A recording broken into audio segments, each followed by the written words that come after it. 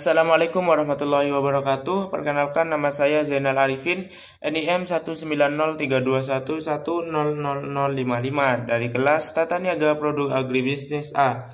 Di sini saya akan mempresentasikan tentang materi struktur, perilaku, dan kinerja pasar. Di mana di sini saya mereview dua artikel. Yang pertama judulnya yaitu analisis struktur, perilaku, dan kinerja pasar cabai di Desa Bayung Gede, Kecamatan Kintamani, Kabupaten Bangli. Kemudian untuk artikel yang kedua yaitu analisis struktur, perilaku, dan kinerja pasar karet di Kecamatan Pangkalan Kuras dan Kecamatan Bunut, Kabupaten Pelalawan. Baik, kita langsung ke artikel yang pertama dengan judul Analisis Struktur, Perilaku, dan Kinerja Pasar Cabai di Desa Bayung Gede, Kecamatan Kintamani, Kabupaten Bangli. Yang pertama yaitu latar belakang. Kecamatan Kintamani adalah salah satu kecamatan di Kabupaten Bangli, di mana di kecamatan ini komoditas utama yang dihasilkan yaitu sayur-sayuran, terutama yaitu komoditas unggulannya adalah cabai. Selama beberapa tahun terakhir, produktivitas cabai selalu mengalami fluktuasi, sedangkan harga cabai cenderung naik, di mana hal ini dikarenakan karena produktivitas tersebut. Menurut Plaskas dan Haris 1991 dalam Anindita 2004 menyatakan bahwa pasar adalah kelembagaan yang kompleks yang membentuk hierarki dan keterkaitan dalam transaksi yang melibatkan berbagai macam komoditas secara simultan. Pemasaran akan berjalan dengan baik dan juga efisien apabila informasi tentang produk diketahui oleh semua pihak, seperti informasi tentang komoditas, kemudian harga, mutu, pasar, dan ketersediaannya. Kumalawati 1998. Melihat kondisi dari petani cabai di Desa Bayung Gede ini, di mana mata pencaharian utama mereka adalah sebagai petani, maka hal ini menarik untuk dikaji, yaitu bagaimana sistem pemasarannya dengan cara melakukan penelitian pada struktur, perilaku, dan kinerja pasar cabai di tempat tersebut atau di daerah tersebut. Baik, untuk selanjutnya yaitu tujuan penelitian. Untuk tujuan penelitian yaitu untuk mengetahui struktur, perilaku, dan kinerja pasar komoditas cabai di Desa Bayung Gede, Kecamatan Kintamani, Kabupaten Bangli. Kemudian untuk metode penelitiannya, penelitian ini dilakukan di Desa Bayung Gede, Kecamatan Kintamani, Kabupaten Bangli pada bulan Agustus sampai September 2015. Populasi dari penelitian sebanyak 30 orang. Dan untuk penetapan respondennya itu diambil secara sensus sehingga keseluruhan 30 orang tersebut masuk ke dalam responden. Metode pengumpulan data yang digunakan adalah wawancara, dokumentasi, dan studi pustaka.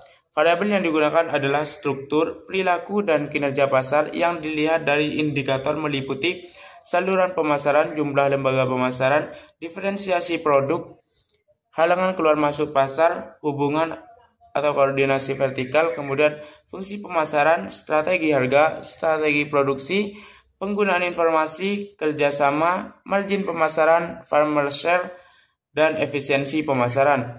Untuk metode analisis sendiri yang digunakan adalah metode analisis deskriptif. Untuk selanjutnya yaitu hasil dan pembahasan. Yang pertama yaitu untuk struktur pasar. Struktur pasar adalah karakteristik pada pasar dengan cara melihat bagaimana saluran pemasaran, jumlah lembaga pemasaran, diferensiasi produk, hambatan keluar masuk pasar, dan hubungan koordinasi vertikal. Pada pemasaran cabai di Desa Bayung Gede, Kecamatan Kintamani, Kabupaten Bangli ini ada 3 saluran pemasaran. Saluran pemasaran yang pertama yaitu dimulai dari petani, kemudian ke pedagang pengepul, kemudian ke pengecer, dan terakhir yaitu konsumen. Kemudian untuk saluran pemasaran yang kedua yaitu dimulai dari petani, kemudian pedagang pengepul atau pedagang antar kota, kemudian ke pengecer, dan yang terakhir yaitu konsumen.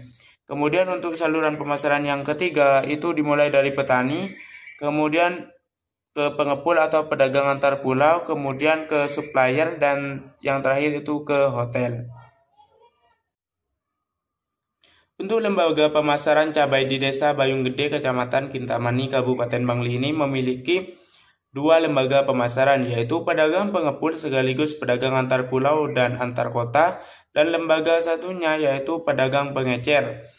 Kemudian tidak ada diferensiasi produk cabai. Untuk hambatan keluar atau masuk pasar mengalami beberapa hambatan seperti pendistribusian dan terbatasnya persediaan cabai serta persaingan yang dialami antar pedagang.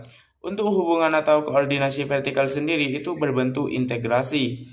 Jadi struktur pasar berupa pasar persaingan tidak sempurna, yaitu struktur pasar duopoli, karena hanya terdapat dua pengecer yang terlibat dalam proses pemasaran di tingkat desa.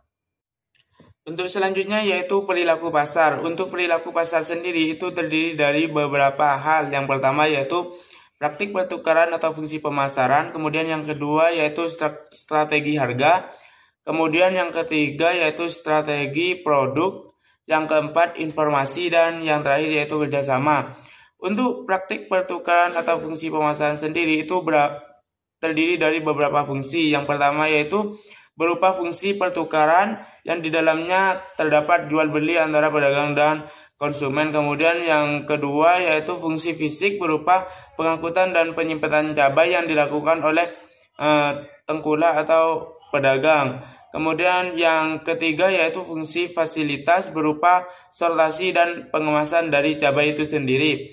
Kemudian yang kedua yaitu strategi harga, di mana untuk harganya disesuaikan dengan SOP atau standar operasional prosedur harga, yang mana ditentukan berdasarkan rekomendasi petani dan markup standar.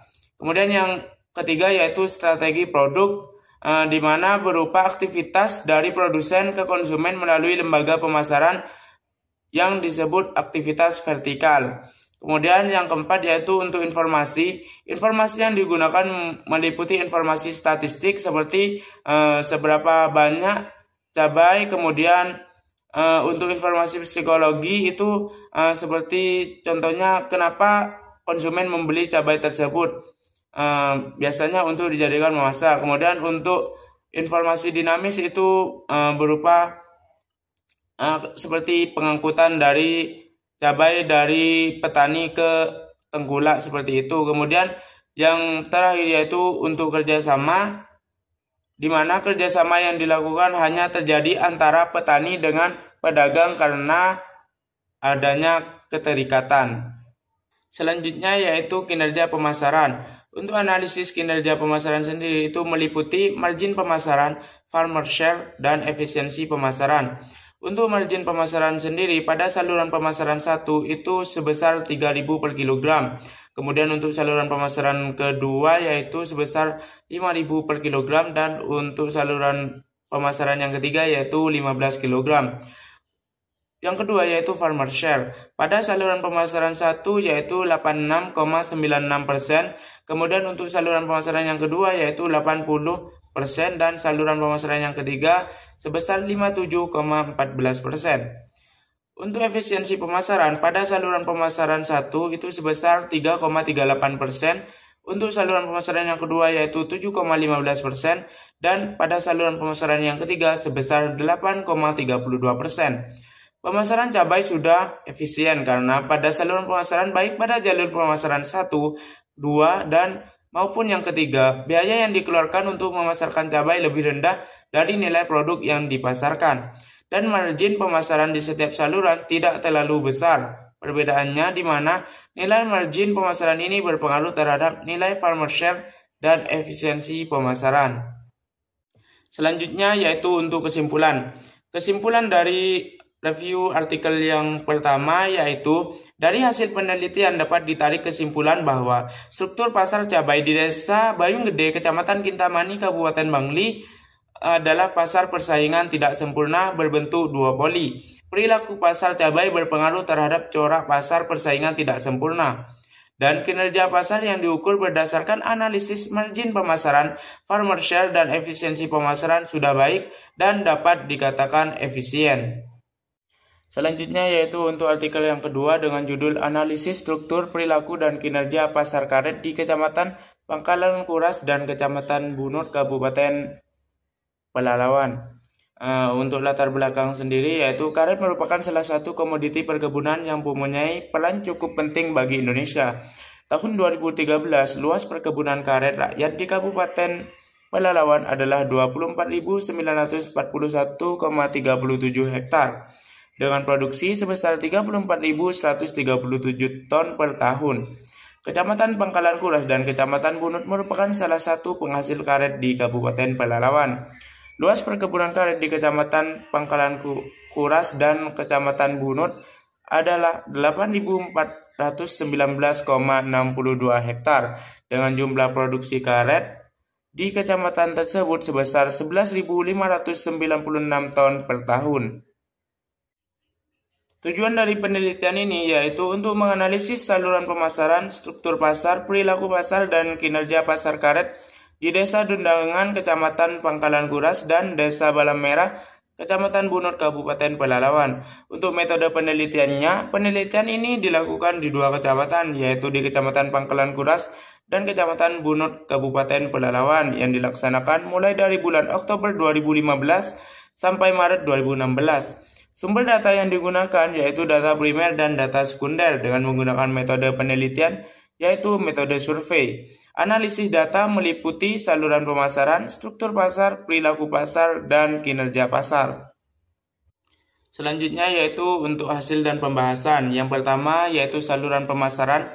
Bisa dilihat pada gambar di mana ada dua model saluran pemasaran ojol di Kecamatan Pangkalan Kuras dan Kecamatan Bunut. Yaitu saluran pemasaran yang pertama meliputi petani menjual ojol ke pedagang pengumpul atau tauke, kemudian selanjutnya dijual ke pedagang besar. Kemudian dari pedagang besar dijual lagi ke pabrik. Kemudian untuk saluran pemasaran yang kedua yaitu dari petani langsung menjual ke pedagang besar dan pedagang besar langsung ke pabrik. Yang selanjutnya yaitu struktur pasar. Pada struktur pasar ada tiga yang dianalisis yaitu analisis pangsa pasar, analisis konsentrasi pasar, dan analisis hambatan masuk pasar.